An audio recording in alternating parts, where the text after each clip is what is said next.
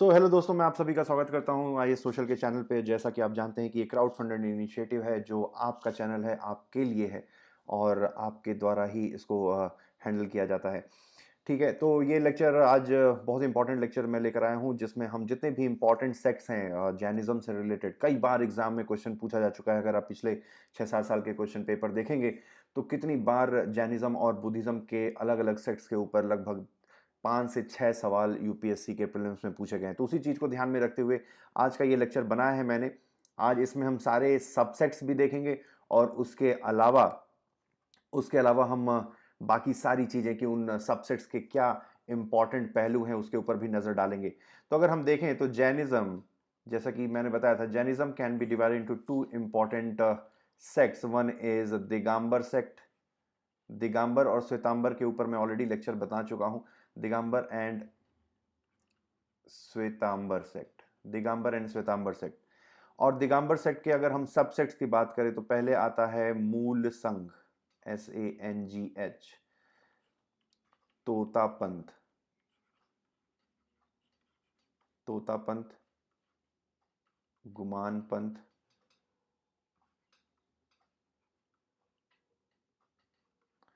तेरा पंथ,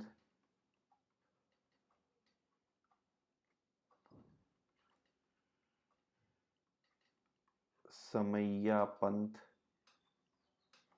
समैया पंथ, which was also called Tarana पंथ, which was also called Tarana Panth. तो these are subsects of Digambar sect. Mool Sangh, तोता पंथ, गुमान पंथ, तेरा पंथ, समैया पंथ, विच इज ऑल्सो कॉल्ड तारना पंथ। ठीक है, अब बात आती है श्वेतांबर में। तो श्वेतांबर में आता है भाई आपका मूर्ति पूजक, मूर्ति पूजक। सेकंड पे आता है आपका स्थानकवासी, स्थानकवासी। फिर तीसरे पे आपका आता है तेरा पंथ। तो देखिए, कंफ्यूज नहीं करेंगे, तेरा पंथ नाम का जो सबसेक्ट है that is common between Shwetambar also and Digambar also. लेकिन उनके जो डॉक्ट्राइंस है वो अलग अलग है, वो ध्यान रखेंगे। इनकी डॉक्ट्राइंस अलग अलग है। भले ही नाम जो है सबसेक्ट का कॉमन है, श्वेतांबर सेक्ट में भी और दिगंबर सेक्ट में भी। चलिए अब शुरुआत करते हैं, इनके बारे में देखते हैं। तो सबसे पहले हम दिगंबर के सबसेट्स के बारे में देखेंगे। तो सबसे पहले हम इन 4 पहलुओं पर, माफ कीजिएगा 3 पहलुओं पर इनको हम डिफ्रेंशिएट करने की कोशिश करेंगे। तो चलिए बिस्पंथ के बारे में देखते हैं। तो बिस्पंथ वो सबसेक्ट था जो धर्म गुरुओं की पूजा करते थे। ठीक है, भद्रकाज में, ठीक है, जिनको जो धर्म गुरु थे जैनिज्म में, उनको भद्रकाज कहा गया था। उन जैन धर्म के भद्रकाज की पूजा करते थे बिस्पंथी। ठीक है, और उसके अलावा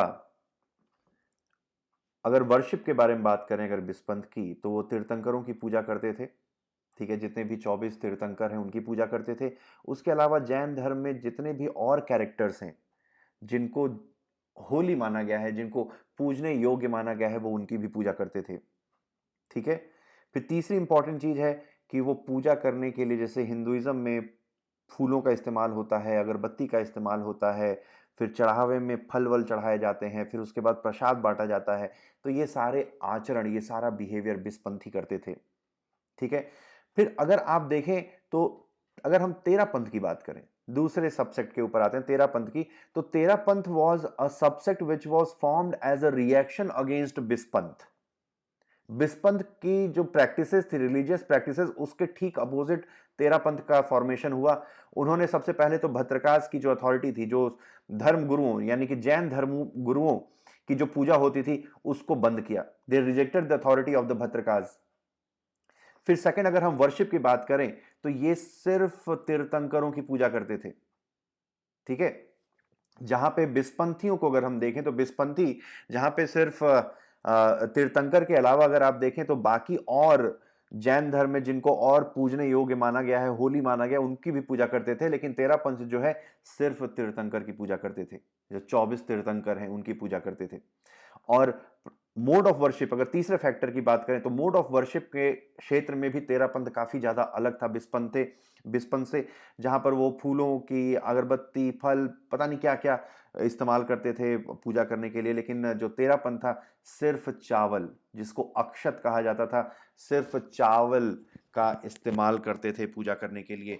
और पूजा करने के बाद जैसे कि हिंदू धर्म में प्रसाद बांटने का कंसेप्ट है, वो प्रसाद भी नहीं बांटते थे। ठीक है, क्योंकि तेरापंथ का मानना था कि इस तरीके से फूल और फलों को तोड़ना फिर उसको प्रसाद के रूप में डिस्ट्रीब्यूट करना एक तरीके से हिंसा है। तो हिंसा के खिलाफ थे तेरापंथी, जो कि जैन धर्म के कोर फिलॉसफी पे विश्वास करते थे। ठीक है, तो ये फर्क हो गया तेरापंथ में और बिस्पंथ में। फिर आता है ताड़ना पंथ या समैया पंथ। ठीक है, तो ताड़ना पंथ और समैया पंथ के बारे में बात करें तो ये किताबों की पूजा करते थे। ये किसी भी तीर्थंकर की भी पूजा नहीं करते थे, ये किताबों की पूजा करते थे जिसका नाम था सारण्य। Very important, very important. सारण्य की पूजा करते थे, किताबों की पूजा करते थे ताड़ना पंथ या समैया पंथ। ठीक है, तो ये मूर्तियों की पूजा नहीं करते थे, किताबों की पूजा करते थे, पहली चीज। दूसरी चीज ये है कि भाई ये प्रसाद बांटने के लिए ना ही कोई फल, ना ही कोई फूल, किसी भी तरीके का इस तरीके के को लेकर ये इनकार करते थे। ठीक है, तो तीसरा हो गया। अब आते हैं गुमान पंथ के बारे में। तो गुमान पंथ के बारे में अगर हम बात करें तो गुमान पंथ के अगर हम बिलीफ सिस्टम के बारे में बात करें तो उनका कहना था कि पूजा और इस तरीके की पूजा और प्रार्थना करने से कभी भी किसी को मोक्ष नहीं मिल सकता है। अगर आपको मोक्ष सच में चाहिए तो आपकी जो खुद की इनर प्यूरिटी है और आपका अंदर का जो अनुशासन है, सेल्फ डिसिप्लिन है, वो ज्यादा जरूरी है। ठीक है, वो ज्यादा जरूरी है। तो दैट इज मोर इंपॉर्टेंट। इन गुमान पंथ में ये ज्यादा जरूरी है कि भाई आपको अपने अंदर की सफाई रखनी है, अंदर की सफाई पर आपको गुमान रखना है एक तरीके से। ठीक है, फिर देखा जाए तो ये भी मूर्तियों की पूजा करते थे। ठीक है, और अगर पूजा के तरीके के बारे में अगर हम बात करें तो पूजा के तरीके के बारे में अगर हम बात करें तो ये सिर्फ मंदिरों में, जैन मंदिरों में जाया करते थे और किसी भी तरीके के अगरबत्ती, फल फूल, इन सब चीज़ों का इस्तेमाल पूजा करने के लिए नहीं करते थे। फिर अगला जो लास्ट आता है वो है टोटा पंथ। तो टोटा पंथ तेरा पंथ और बिस्पंथ की मिली जुली प्रैक्टिसेस को यूज़ करते थे। तो जो टोटा पंथ था ये दोनों की ही प्रैक्टिसेस, थोड़ी प्रैक्टिसेस बिस्पंथ से उठा ली, थोड़ी सी प्रैक्टिसेस तेरा पंथ से उठा ली, और उसका वो उन दोनों की ही प्रैक्टिसेस को, भले ये बिस्पंथ और तेरा पंथ अलग अलग थे लेकिन दोनों में जो कॉमन कुछ चीज़ें थी या दोनों की जो अलग अलग चीज़ें थी उसको मिक्स करके एक कॉमन आइडियोलॉजी को फॉलो करते थे टोटा पंथ। तो ये हो गए आपके दिगंबर सेक्ट के सबसेक्ट्स। अब बात आती है श्वेतांबर सेक्ट की। तो श्वेतांबर सेक्ट के अगर हम सबसेक्ट्स की बात करें तो 3 सबसेक्ट्स हैं, मूर्ति पूजक, स्थानकवासी और तेरापंथी। तो मूर्ति पूजा के बारे में बात करें तो जैसा कि नाम बताता है कि भाई ये मूर्ति पूजा करते थे, मंदिरों में जाते थे। जैसे हिंदू धर्म में लोग मंदिरों में जाते हैं और पूजा करते हैं, वैसे ही मंदिरों में जाकर ये मूर्ति की पूजा करते थे। ठीक है, फिर स्थानकवासी की अगर हम बात करें तो स्थानकवासी ये मूर्तियों की पूजा नहीं करते थे। स्थानकवासी और मूर्ति पूजक ये दोनों अलग अलग थे, दोनों ही एक दूसरे के खिलाफ आइडियोलॉजी काम करती थी। ये स्थानकवासी मूर्तियों की पूजा नहीं करते थे, बल्कि ये प्रेयर हॉल में जाते थे और वहां पर पूजा करते थे, और इन प्रेयर हॉल को कहा गया था स्थानक। तो स्थानकों पे जाकर प्रेयर करते थे, किसी भी मूर्ति के सामने नहीं, सिंपल आंख बंद करके प्रभु का नाम गुनगुनाना या जिस भी कोई भी ऐसा ही कोई चौपाई है या कोई मंत्र है उसका उच्चारण करते थे। ठीक है, फिर आता है तेरापंथी।